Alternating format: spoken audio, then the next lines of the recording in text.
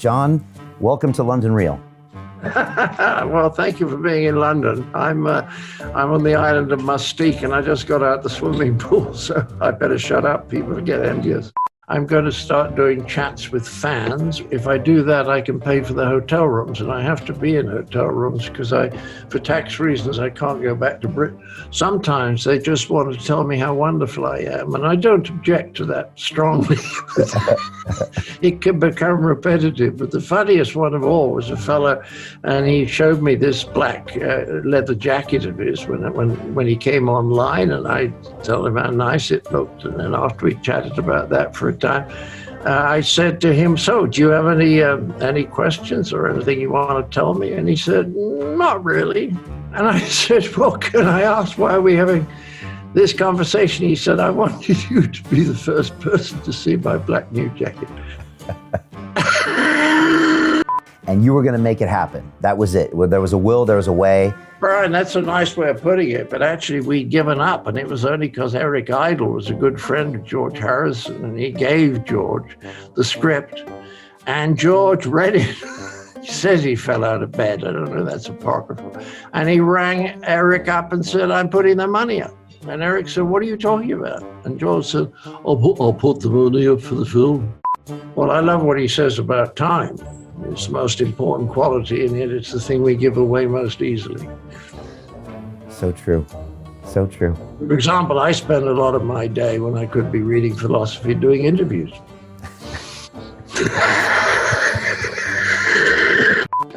When we finish, shall we finish?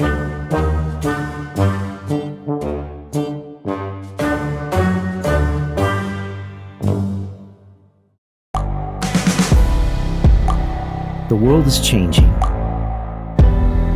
Inspiration is everywhere.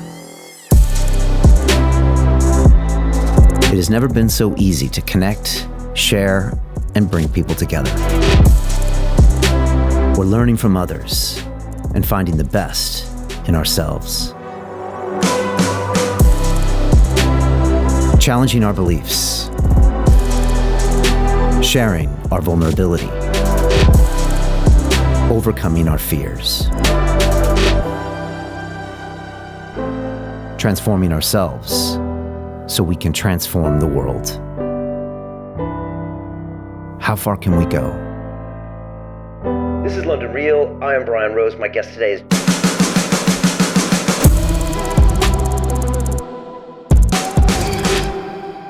This is London Real. I am Brian Rose. My guest today is John Cleese, the British comedian, actor, screenwriter, author, and founding member of Monty Python. In a career spanning 6 decades, you created some of the most iconic shows in film and TV history, from Fawlty Towers, for which you won a BAFTA, to The Life of Brian, to A Fish Called Wanda. You also appeared in multiple James Bond and Harry Potter movie franchises. In more recent years, you've spoken out about your disappointment and how Britain has changed, the poor leadership in this country, and in particular, your distaste for the UK's written press. Last year, you permanently left the country and relocated to the Caribbean. Your new book, Creativity, A Short and Cheerful Guide, explores how the mind works as you search for inspiration and how everyone can develop their creative unconscious. John, welcome to London Real. Well, thank you for being in London. I'm on the island of Mustique, and I just got out the swimming pool, so I better shut up. People get envious. And I see birds behind you, and it sounds like a completely different feel than what's going on here. John, so excited to have you here. And I wanted to start off and talk a little bit about censorship, because it's something you've talked about for a long time, but I didn't really feel it until April of this year when we started having conversations with people. And we had a narrative that was different than the mainstream media, different than the government. And we were censored on the technology platforms. Ofcom wouldn't allow our programs to be put on television. We were attacked by the BBC and a lot of publications. And it was a really bumpy ride, John. And before I understand a lot of this, let me ask you a couple of questions. You've been doing this for 9 years. Yeah, 9 years, didn't have a single... 9 years without any problems. And then in April, you did something that was not on the beaten track. And you got which, can I ask, what did people complain about? Well, what happened is we started the lockdown here, and, the government was kind of saying, this is what's happening. And we started asking questions about, are we sure of the details? And let's talk about the science. And we started having different conversations than the government and the mainstream media was having. And as opposed to just have those ideas out there, free speech, to let people decide for themselves, we got shut down. It was almost like they were treating our viewers not like adults, but almost as children that had to be protected. But I ask you, were they criticizing you, or were they actually shutting you down so that you couldn't broadcast? Well, great question. So YouTube, which is, the biggest really video streaming platform in the world, on April 6th, John, we did the second largest YouTube live stream in the world. So it was massive. 65,000 people were watching concurrently. Why was it so big? Because we were talking about ideas that were different than the government. We were asking the government, okay, tell us more about this. Why do we have to lock down? Is it really the right thing to do? And what happened is 30 minutes later, the episode was deleted, and then we were banned from continuing to stream on YouTube. So it was really interesting to see the Facebooks and the Instagrams and the YouTubes really shut us down. And it was my first introduction, John, to this world of censorship and mainstream media attacks. So it was a real introduction for me to this whole new world that I think you've been talking about for a long time. Yes, but you see, because I'm a comedian and therefore what I do isn't serious, I don't think anybody's ever got to the point of closing me down. I mean, sometimes they get upset because somebody said a word, like a recent thing with the Major on 40 Towers, but nobody's ever closed me down. It seems to me at first sight to be an absolute disgrace. I mean, the whole point of a democracy, of a society where people feel free to live their own lives and to express their own thoughts, so not being allowed to challenge the government, is an absolute disgrace. And there seems to be at the moment a wave of authoritarianism all over the world, whether you look at Russia or China or India or Israel, but now even here. I mean, we knew it was always the case in America. I couldn't believe under George W. Bush, the people who said we should be invading Iraq, they got a whacking. An absolute verbal whacking. Nobody was interested in anything they had to say or whether it might throw light. And now everybody knows the government was wrong and lying anyway. So it's terribly important that we get to speak. But I think that's disgraceful. Of course, we should be discussing the various ways, but we should be discussing them with an open mind and basically asking questions of the other side rather than just attacking the other side. Yeah, I couldn't agree more. I mean, free speech is something I kind of grew up with, at least the concept of that in America, and same in Britain. And so when we started having these ideas, it was strange that someone would want to shut an idea down as opposed to let it stand on its own merit. I think it's because England's changed, or maybe I should say the UK, but I'm quite old, as you know. I'm 81 in a couple of weeks.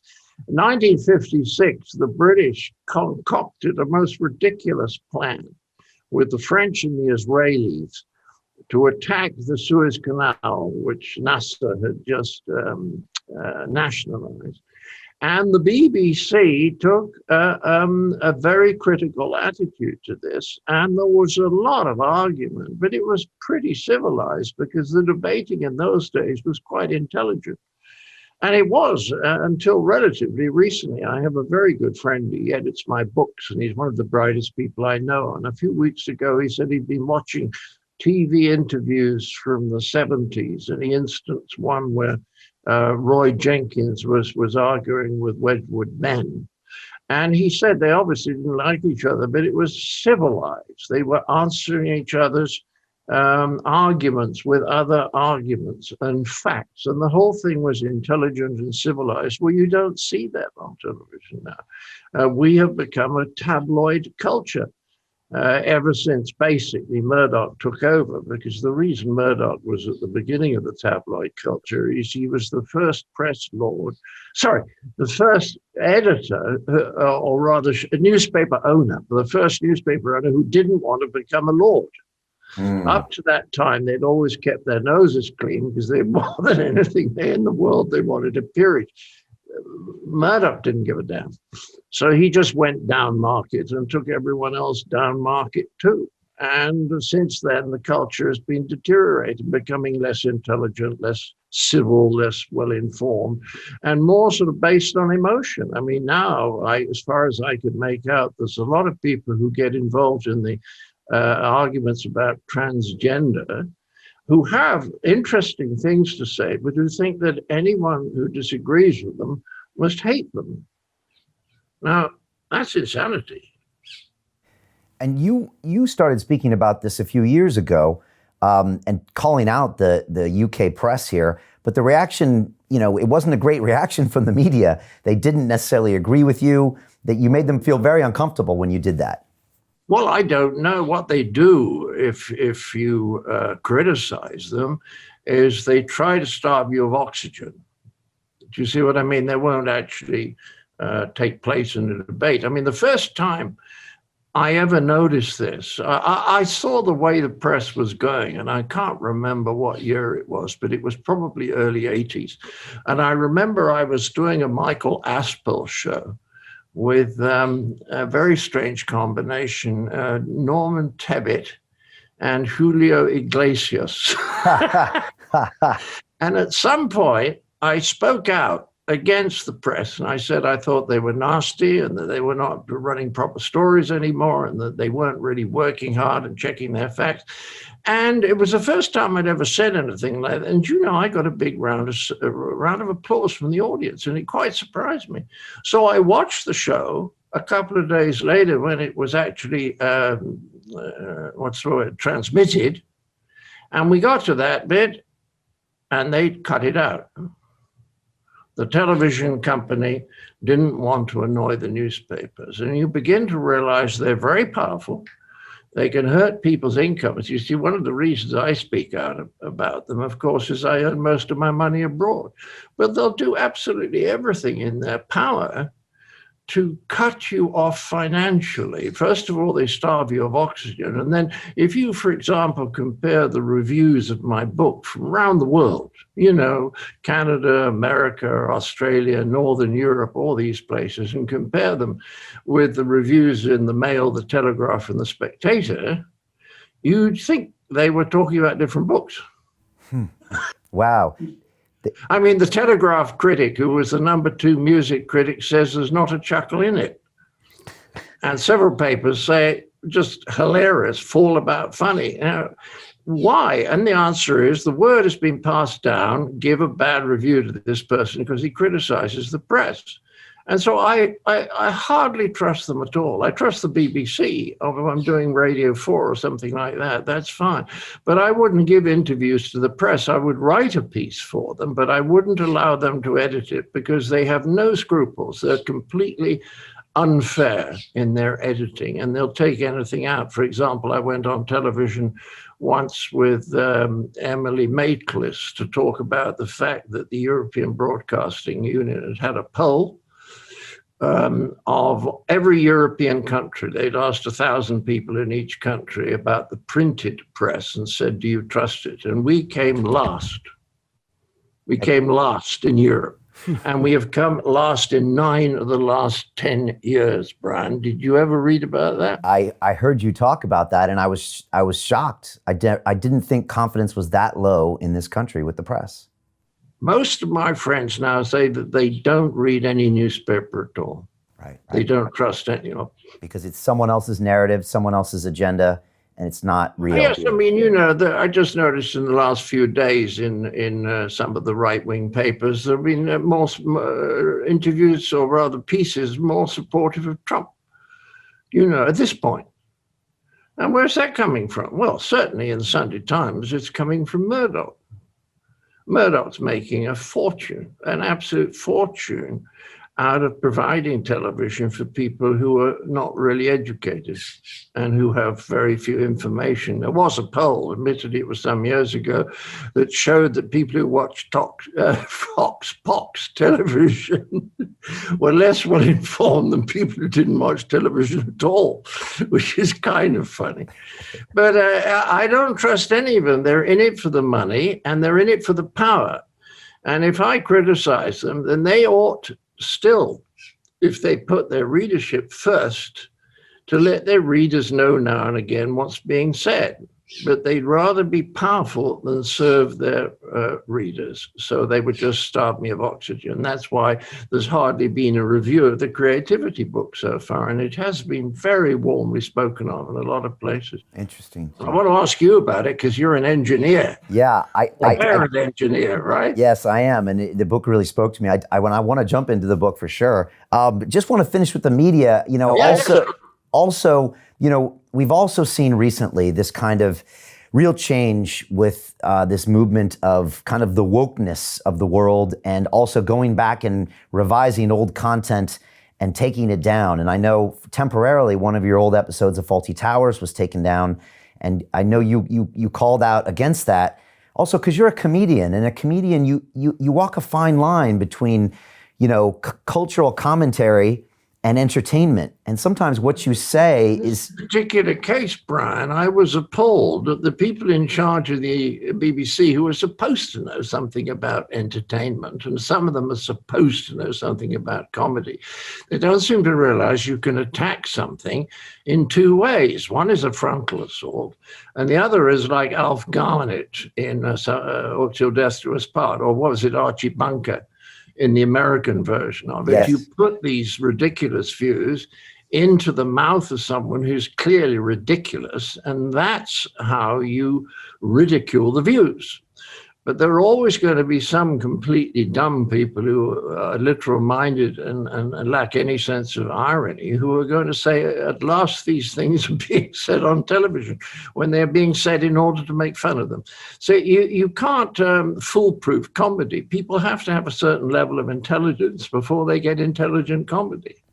Do you think we should not remove old programming regardless? Or do you think there's always some historical record that's important there? Or do you think there is a time where you need to take down programming?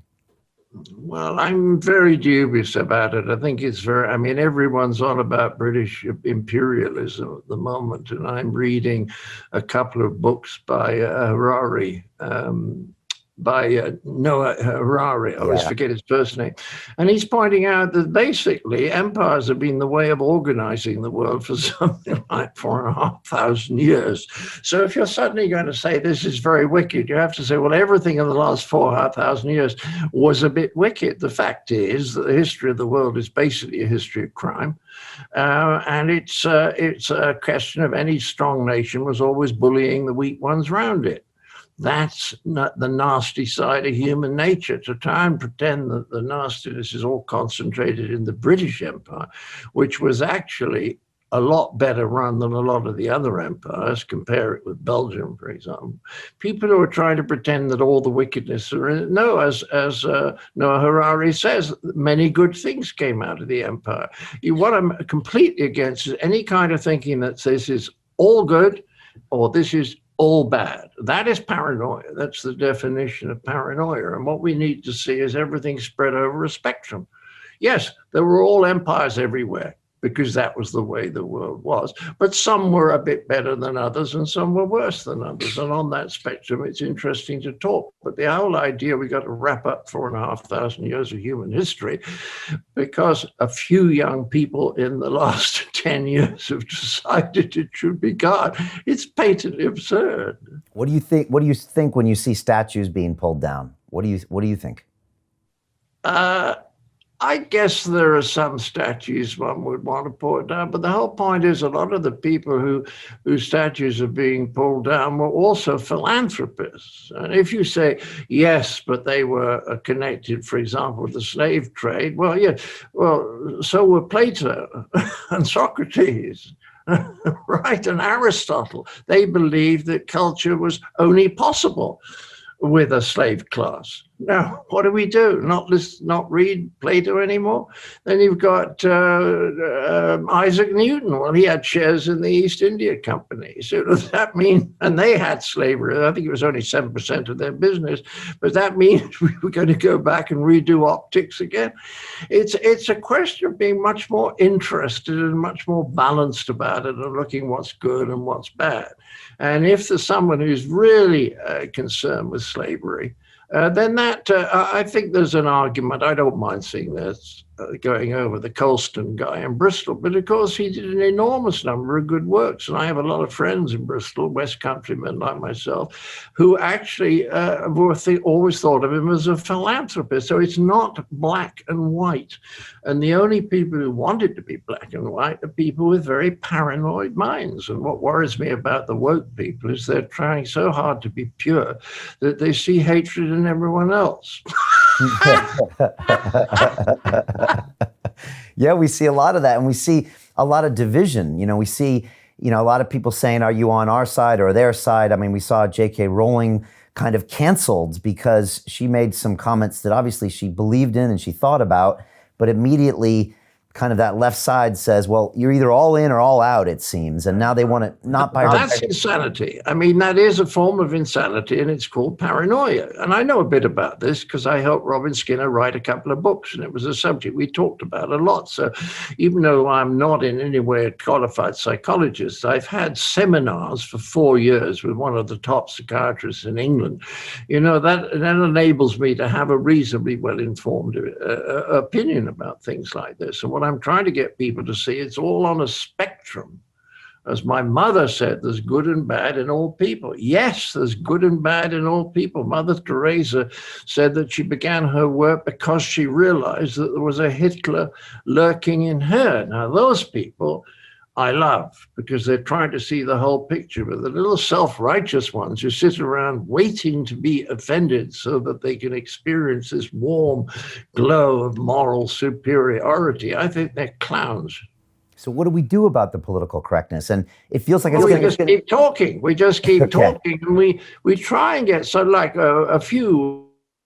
We publicizing the book. I was talking to a lovely lady, everything, Martha Carney on Radio 4. And I talked to her about this, and I said I would love to have a debate, a perfectly friendly one with a woke person. I never heard another word. Now, you would have thought if the woke people were up for it, that they would have said, yes, let's have a debate. Let's hear what you have to say. You hear what we have to say. Nobody suggested it.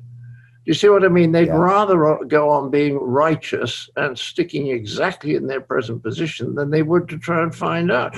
Whereas I'm always trying to find out stuff, and people send me stuff. I'm worried about this New Zealand weightlifter. I think her, Laurel Hubbard, who wasn't a particularly good weightlifter when she was a man, but she then said she was a woman and is now winning all the competitions. Now, if you start life with a man's body and then later on you become a woman, you are at a huge disadvantage against women who've always been women, because they didn't start life with a man's body, and a men's bodies are, on the whole, this is a generalization, are bigger and stronger. So what I'm doing is I'm trying to say, I don't think this is fair to women who've always been women. And then you could say, well, then you're into hatred. And the answer is no, you're batty. And you just got canceled by saying that, probably, John. Probably. My daughter is always trying to restrain me. She's a darling, darling girl, and she once warmed my heart by saying that I was one of the least prejudiced people she'd ever met. And I love her very much. She's always saying, be careful, be careful. And the nice thing is I'm going to be dead soon, so I can actually, I don't mean I don't have a terminal disease yet. But I'd rather speak out, and I don't mind idiots insulting me. But Winston Churchill once said the most exhilarating thing in life is being shot at, provided people miss. Well, I love being insulted by very stupid people. It braces me in the morning and makes my breakfast better. But like you said, these people, they don't want to debate. They want to cancel you, or they kind of want to destroy something. It feels like they don't want to compromise or learn. It's kind of their way or the highway. That's right. And the standard of journalism and of politics in this country used to be much higher. And I think that what I really noticed, it started to go downhill, and I would pin it on Thatcher, because Thatcher believed in argument by assertion. There is no alternative. She would assert something, and 10 years ago, people would have backed that assertion up with evidence and argument, and she didn't bother. She just said, this is the way it is. And once that happens, then the other side starts behaving the same way too. The effect of anybody getting paranoid is to make the other side paranoid, more paranoid, because it's very nasty when people try lump all the bad things in you, then you tend to react by trying to lump all the bad things in them, and then you can't have any kind of conversation. That's what paranoia is. Yeah. And John, what does that do to comedy? Because as a comedian, almost by definition, you have to take risks. You have to potentially offend people to do your job. So does that change comedy today? Is comedy too safe because of all this? I think it's always been a little bit like that. I've always noticed that there are some comedians going back 40 years who would very carefully stay out of any kind of political argument because they knew that whatever they said, it would offend some people. You see what I mean? Yeah. I mean, if you think about go on. No, if you think about some of your creations from the Monty Pythons to the Fish Called Wanda. I mean, would that even be allowed to be produced today, or would it offend so many people that the producers would can it? I don't know. And the answer is I don't know, because I discovered some years ago when I had to go on working rather hard as a result of that divorce, that the easiest and cleanest way of making money was to do stage shows. And if I do stage shows, and I've done an awful lot now, I've done several hundred, I go out in front of 1,500 people and I make them laugh. And I always get a standing ovation. One or two people walk out. I'm proud to say Trump supporters tend to walk out in America. But otherwise, I get a very nice reaction. But the whole point is they're a selected audience.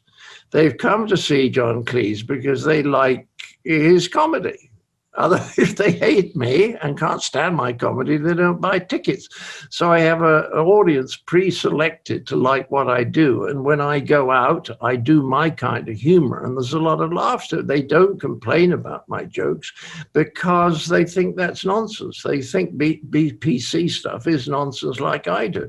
The big problem would be if I started to do a television program now that it goes out to lots and lots of people, and then I'm absolutely sure that I would immediately cause offense. But I've always known that. I mean, one of the funniest episodes in 40 Towers is the dead body.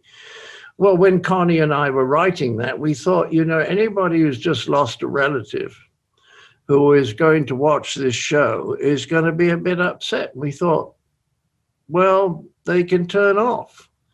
And that means that 95% of the population who don't find it shocking can enjoy a terribly funny program. But are we going to say, no, all you people out there, you can't enjoy this because it might offend a very small number of people? And it seems to me the woke people are amongst the most easily upset, the most oversensitive, whereas for an older generation, I think, was a little more stoical about it. If somebody attacked them, they just shrugged their shoulders.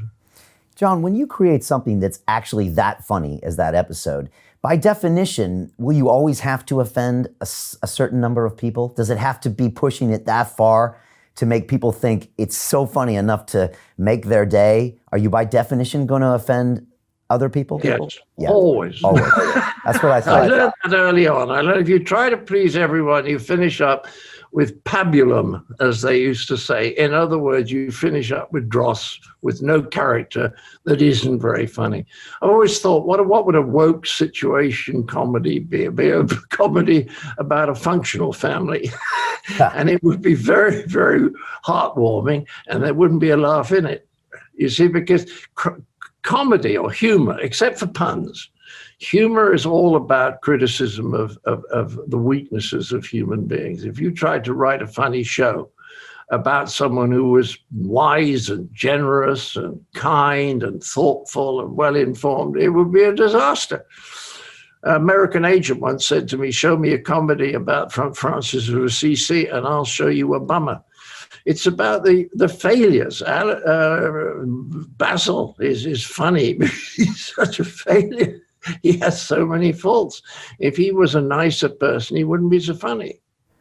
And how important is comedy in the fabric of society? I mean, the people almost need that relief, and comedy can say things that other people can't say. They can cut in and criticize in a way it's packaged in through humor, and it can actually change a society. But if you're not allowed to do real comedy, then are we all going to pay for that? Yes, we will. Yes, absolutely, we will. I mean, there's so many things in what you said. I mean, the great value of the court jester about in medieval times was that he could say things that were a little bit cheeky about the king, but everybody laughed, and the king couldn't really get cross because everyone else laughed. You see what I mean? Yeah. So that the court jester was allowed to say things. And I know sometimes that I have that license as a sort of court jester. But there were so many things raised by that question. Ask it again, because there's at least two other things. Yeah, no, there is, because, well, first of all, comedy, when done really well and intelligently, can change the narrative and the course of a civilization by pointing things out that a frontal assault wouldn't. For example, if you told the king that he was being lazy, you get your head cut off. But if a court jester does it, the king might get the idea and change his habits. Exactly. That's why he was so important in a medieval court. But there were other things that you were saying. I can't remember but there were so many things packaged in what you said. The other thing was that if we don't have that biting, real satirical comedy that's going to upset the woke people, which you're not allowed to do anymore because you'll get canceled and the publishers will get canceled. If we don't have that, how is that going to hurt our society 10 years, 20 years on, when we can't have that release, we can't have those ideas even entertained in our brains? I just wonder, what does that do to us? Well, it means that there has to be a way of thinking, and you're in trouble if you don't think that way, which is, of course, the complete opposite of a democracy. It's good that people in a democracy argue, but they should argue and try and listen to each other. As I say, I've been following some of the trans stuff, but I've been getting quite a lot of stuff to read, and I want to understand why, if you disagree with the general trans attitude, that makes you a hater of transgender people. I don't get that yet. And I don't think I'll ever can get it, but I'm open to an argument that that's a form of hatred. Not that I can see. So if we are listening to each other, we learn. I mean, if you have somebody, let's say a Russian government, that suddenly decides that there are no innate abilities, as they did earlier on, then that meant that scientists had to come up with all sorts of science to do with the fact that everything is a blank slate and is formed by environment instead of from heredity. So you just get nonsense spoken. And at the moment, the biggest single nonsense is the refusal of science to accept some of the anomalies that are being pointed out by people who study psi phenomena. And as someone who's read a lot of the literature, all of it by scientists, there is overwhelming evidence that some of the psi phenomena exist. The science, standard science, can't face it. You know, I've had a guest here that they feel they can't explain it. And so they say that's not possible, instead of saying, we don't have a theory that could explain that, which would be a more open-minded way of approaching the problem. And these are like concepts about the universe and scientific ideas and big ideas. So something like remote viewing, which is, there's a very interesting woman. She was the top woman in the American Statistical Association. She made a speech a few years ago in which she said most of the existence of these psi phenomena like remote viewing and precognition and telepathy have been proved. She said the only reason they haven't been proved is it's such a hot subject that the scientists won't accept it.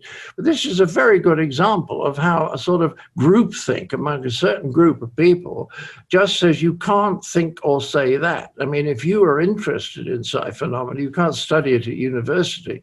You can talk about it if you're a professor. One professor told me this, but you can't talk about it. And you can be interested as a student, but you'll never get a PhD thesis on it, despite the fact there are experiments out there which are absolutely inexplicable at the results in terms of ordinary materialist reductionist science. Yeah, as humans, we think that we see everything, but if you actually look at the bandwidth of light and sound, it's a tiny, tiny, tiny fraction of all the information in the universe. And yet we assume, as the higher primates, that we've got it all figured out. and there's no other possible explanations, and it's one of our flaws. That's exactly right. I mean, one of the greatest scientists of all was Richard Feynman. Yes. And Richard, who was lovely, and when he had time off, he'd go and play the drums. You know, he loved the drums, right? A mensch. And Richard Feynman simply said once that he would rather be open to all possibilities than to be attached to a particular mindset, which he knew probably wasn't right. And that's one of the top physicists probably of all time, who was all about theory and numbers. And he was willing to also say that there could be things out there I can't explain. Yes, but the resistance of scientists to change is quite extraordinary, and people don't realize it. One of the earliest breakthrough scientists who laid the basis for quantum physics was Max Planck. And Max Planck said on one occasion, science progresses one funeral at a time. Now, if Max Planck says that, we need to think about it. He said it's people dying off that allows us to change theories. That's powerful. My dad actually learned from Richard Feynman when he was at Caltech in 1961 or 62 and told me great stories about him. And yeah, he knew him for many years, and he's a fascinating guy for sure. Oh, do you have any stories about it? You know, so my heroes. So Richard Feynman, he went to, I think he was teaching at MIT where I studied engineering, but he did a couple of years at Caltech in Los Angeles where my dad was studying electrical engineering, and he taught the basic freshman class, I think, in physics, and it's still recorded to this day. And it was like the biggest celebrity ever coming in and teaching you know, basic stuff. But so they recorded it, and it was a big deal for the freshmen to learn from this guy. And my dad said he used to come and hang out with him in the dorms. And in their 20-year reunion, he came back before he got his cancer. And he just said he was just this incredible guy to hang out with. I mean, he was a rock star because he had, you know, been at Los Alamos working on the Manhattan Project in his 20s. That's right. So, and he's written incredible books. So how did you know him? Well, I came across him years ago, and everything I ever read about him, it just struck me what a marvelous man he was, because he was so alive and so unrigid and so open to everything, and yet he was absolutely brilliant. And this is true of a lot of scientists, you know, who are really, really good, but you don't get to hear about them. I mean, I was talking to my cardiologist a couple of years ago, and because I pop in every year, I reckon it's a good idea to get things checked. And he's lovely. He's an Aussie. He trained in Melbourne. And I said to him, well, what is this about fats? And he said, well, we got it wrong. I said, well, go on. He said, well, we know now it's really sugar. It's not fats. And I said, but it's been fats for, he said, 60 years. I said, well, how can the medical profession have been saying it was fats for 60 years? Isn't that, what about the science? And he said, well, you can't get funding for research that challenges the current paradigm. So you can't get money to do experiments that show that the paradigm is wrong, because the people in charge don't give money to people who are challenging the current paradigm. Now, when you think about that, this is bordering on insanity. And this is why, you know, the whole idea of creativity is so important, because the creatives are always bumping up against the people who want to know what they're getting for their money. You say to a writer of a screenplay or something like that, you say, here's your money, we want to see an outline in 3 weeks, which immediately puts him under the time pressure that will make sure that he does something that's more stereotypical and derivative, because that's the way you can get it done in 3 weeks. So and the people in charge want to know what they're getting, although they haven't the slightest bloody idea about whether it's any good or not. They just agree with each other. You see what I mean? So there's built-in tension always between the creative people and the people who finance things, which means the people who make things happen. And my experience, my professional experience over the years, and I was lucky to be at the BBC with Billy Cotton and John Howard Davies and Michael Mills and people like that, major figures who operated out of confidence and trusted their gut. And now you just have a little scurrying group of marketing people and executives who've never written, performed, or directed comedy, who sometimes think that because somebody's given them a big desk that they suddenly understand comedy. Most of the executives I've worked with have been no good at all, but the trouble is they have no idea that they're no good. I mean, on that note, how did you get the funding for the movies you did with Monty Python, The Holy Grail, Life of Brian, and even something like A Fish Called Wanda? Because it seems like those guys behind the desk would have never given you the millions and millions you needed for the high production value on those movies. I have to tease you about this, Brian, because the millions of millions. I mean, the first film we ever made cost £240,000. Okay, which movie was that? That was Holy Grail. Oh, well, there was one before that that cost £100,000. So my Holy Grail cost £140,000, I think it was. And then Life of Brian cost £2 million, Brian. Can you believe that? Wow. And not a single English or Hollywood studio would back it. Life of Brian recently voted best British comedy of all time. I don't take those things very seriously, but it does mean it's up there with the best. And we couldn't get £2 million from anyone in England or $3 million from anyone in the United States. So we made it eventually because that marvelous man, George Harrison, put the money up for it because he was a creative and he could see what it was about. But once you had experiences like that, you just realize the people in charge, they haven't a fucking clue.